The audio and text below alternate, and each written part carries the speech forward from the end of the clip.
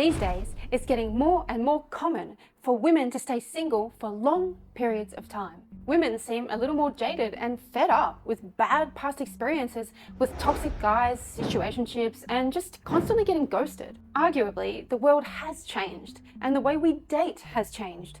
But is there something or some things we can do to reduce the amount of time it takes to go from single to connected couple? Absolutely there is. In fact, there are 5 insidious habits that if you don't address, will keep you single forever. Habits 4 and 5 in this list are arguably going to be the biggest contributors to you staying single for the rest of your life. Let's get into it. Number 1, relying too heavily on superstition. What is superstition? Well, I examined a few definitions of superstition, and here's the best definition I found. Although there is no single definition of superstition, it generally means a belief in supernatural forces such as fate, the desire to influence unpredictable factors, and a need to resolve uncertainty. In this way then, individual beliefs and experiences drive superstitions, which explains why they are generally irrational and often defy current scientific wisdom. Now, I think we can all agree that life is inherently uncertain. It's this uncertainty and our inability to change that uncertainty, despite really wanting to, that often leads us to rely on superstition. In your dating life, you may be tempted to rely on really damaging ideas that relate heavily to superstition.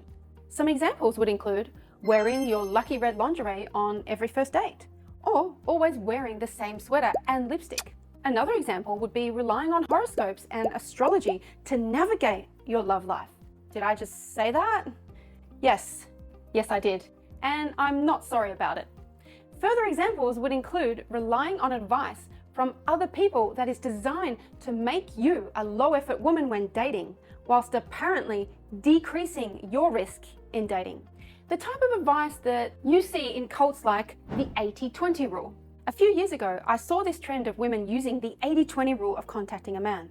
According to this rule, a woman is supposed to initiate contact only 20% of the time, when the man must initiate contact 80% of the time. This idea ties into the popular concept of leaning back in dating, which you might know I dislike passionately. The idea around the 80-20 rule is that for whatever reason, the man should be chasing the woman because men care about and value what they have to work hard for. This is superstition because it's not only not based in reality, it is just an idea to manage our fear of losing in the dating game. It's no different to an athlete wearing their lucky undies before every game because someone once said that if you were feeling nervous on game day, then putting on those lucky undies would give you a winning edge. See, because men and dating are inherently uncertain and you do run the risk of being hurt, often we hold on to ideas based on superstition that give us the illusion of control. Once upon a time, witch doctors were the go-to when you get sick, whether physically or mentally. They used to cast spells on you in order to heal you. So here's a question. Would you rather that, or would you rather modern medicine? Modern medicine has its limitations, and in some contexts, it can actually harm you. But our understanding of medicine and physicians' skills have improved greatly since the days where superstition was the basis for all medicine. So if relying on superstition is going to keep you single, then what should you do? Well, your job as a woman is to have better skills and better knowledge in order to create better results in dating. What skills? Relating, being able to connect and build rapport quickly, meeting men where they're at. These are all skills based in reality and what actually works with men, rather than what our fears convince us will work, all the while hurting our dating success. If you want to learn how to connect with men and build rapport quickly, take our free High Value Banter class by going to highvaluebanter.com. Number 2, buying into men's lies. Look, here's the truth. Men will waste your time. They have a vested interest in doing so when they just want to keep you around for bare minimum effort. Yes, it's selfish, but it serves them. And just like you, men are out there doing the best for themselves, or at least what they think is best for themselves. See, here's the little blind spot for us women. We tend to trust in a man's words. And it's almost as if we're born with this bias of trusting men's words. But that doesn't mean you have to hold on to this habit. You can change that habit. Because in my line of work, I have seen far too many women keep listening to men's words rather than their actions. And what happens then is that they really start to buy into men's lies. But a lot of the times they buy into the lies and they end up in situationships where they don't know where they stand with a guy, but they're already too emotionally invested to let go. But letting go is a key self-protective mechanism that you have to employ if you don't want to absolutely destroy your love life and destroy any hope of finding and attracting that high value man who truly values you and wants to emotionally commit to you. There's one specific emotional trigger inside every red-blooded male that inspires him to commit to you, makes him want to step up for you and take care of you for life. You want to find out what that emotional trigger is? Go to hishotbutton.com or just go to reneeslinks.com. Number 3, rules and rigidity. Instead of valuing, relating, and connecting, you value your sense of certainty. But here's the thing, certainty isn't the basis of human connection and human relationships. Relating and connecting is. That is the basis for any real, lasting, committed relationship. If you value your rules for men, or even rules for yourself and for relationships in general, all you're going to do is create disconnects with men. See, the whole point of relationships isn't a man and a woman coming together for a sense of certainty. It's a man and a woman coming together for connection, for emotional depth, for love, and a sense of infinity. Your rigid rules are not going to foster that. So I'm sorry to all you leveling up ladies out there who believe men must pay for a 3-course meal on the first date before he even knows you, or that a man must always initiate and a woman can never initiate. All these ladies are doing is sabotaging their own love life and they don't even know it. But to those women who have been in relationships or have been married long term, they intuitively know that men don't have to bend to all these rules, especially from the first date. Now, even seemingly harmless rules like no sex before marriage can have their costs.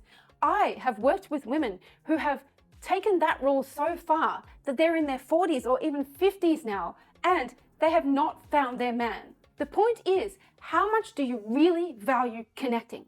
Because let me suggest to you, connecting takes a level of vulnerability and humility that a lot of entitled women out there just don't understand. And look, it's not really your fault. We are living in a highly entitled culture. And by the way, men can be very entitled too. It's not just women. But your job as a woman, if you want more success and more emotional commitment in your love life, is to not sit in this sense of entitlement. It's to learn how to connect. Number 4, invulnerability. Invulnerability is one of the worst habits keeping women single. So what is invulnerability? It's that act of staying in control. Now look, I can tell you as a woman, it's a very alluring concept to stay in control. And most of the time, it's not even conscious. It's not like we sit there going, well, I'm going to control this, this, and that. It's very subconscious. And this is why it's one of those insidious habits that keep women single, because it's so hard to be conscious of it. Look, let's just be honest here. As women, we like to feel capable. We like to feel in control because a lot of the times we feel out of control. And if you were truly honest with yourself, you would admit that deep down inside, you know that there are some days where you feel like everything could just come crashing down because you're not consistent emotionally. And that's okay. You might have better days and then you have worse days. All of that is part of being a woman. So here's my question to you. Would you rather be authentic and live free as you really are? Or would you rather present with this illusion that you're in control? Because here's the thing, the man you really want is the man who is able to accept that you're not always going to be consistent emotionally or even in your thoughts. Because as a woman, not every day is exactly the same. And the way you feel about things is not always the same day to day, right? So I think it's better to accept that you are naturally inconsistent a lot of the times, rather than pretending that you are in control. Now look, are there times that you need to actually be in control? Yes, absolutely.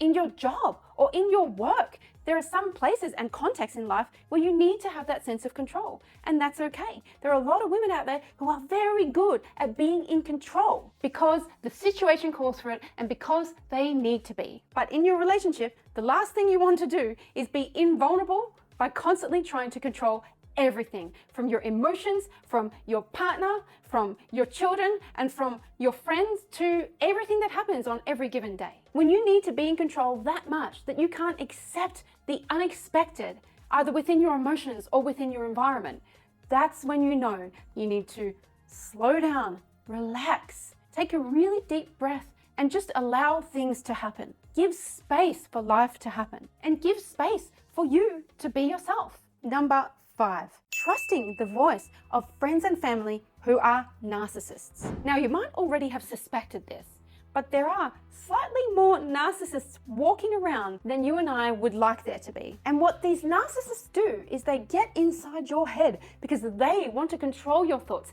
They want to be your thoughts. They want to be the voice in your head. Why is that dangerous? Because the narcissist is perpetually envious. And the type of envy that they have is what my husband and I call maladaptive envy, which means they are incapable of using that envy for good. They are only capable of using their envy to tear you down and bring down and destroy anything good you ever had. They never want the best for you. If anything, the narcissist wants to destroy everything good that you have in your life. They will never do anything good for you other than try to control the voice inside your head around men, relationships, and dating so that they can inadvertently sabotage your love life. So ask yourself, are there any friends or family out there who wouldn't be happy if you were to find and connect with a man who is emotionally committed to you and who loves you to the end of the world and back? How would that make these people feel? Would they have nice things to say, or would they have sabotaging, critical things to say? Would they even care to listen and celebrate and be happy with you? Or would the corners of their mouth dip slightly upwards in joy when they find out that you're lonelier than ever? Because here's the thing, the narcissistic friend or the narcissistic family member prefers you single. They don't care if you're connected or not. All they care about is whether you're still their supply. So here's my suggestion to you. You may even be better off without any friends and family than you would be keeping those last 1, 2, or 3 friends and family around who are narcissistic. Because when you're alone without anyone, at least then you can heal and develop your own voice to listen to. It's kind of like a blank slate, and you replace the sabotaging voice of those narcissists with the rational, happy, and positive voice of your own. So take a look around you, ask yourself, is this person serving you, or are they constantly draining you and taking from your life? Are they feeding off your bad news? Are they inhaling with joy your unhappiness and your loneliness? So if you are surrounded by one too many narcissistic people who want to drag you down, then do the right thing by your love life, by your own success, and go no contact. Now, you may not believe that this is one of the 5 insidious habits that keep you single forever, but actually it's one of the worst habits, because often we don't even know that we're tolerating a narcissist in our lives, especially if our sense of self-esteem is low. And especially if we have grown up with trauma or narcissistic parents ourselves, it's very easy to normalize narcissistic behavior and pathologize healthy behavior. Your compass for figuring out healthy versus toxic is way off. So have a think about it. What are the 3 closest people to you teaching you about love, men, and relationships? Work that out and go from there. Now, if you'd like to figure out whether you're dating a commitment-friendly man or not, take my quiz and find out. You can find that quiz by going to reneeslinks.com. Okay, I hope you found that enjoyable and helpful, and I'll see you in my next video. Wait, before you go, did you know that there are 8 feminine archetypes that men fall for? Find out which one you are and how they affect the men you attract in our brand new quiz. Click the link on the screen to learn more.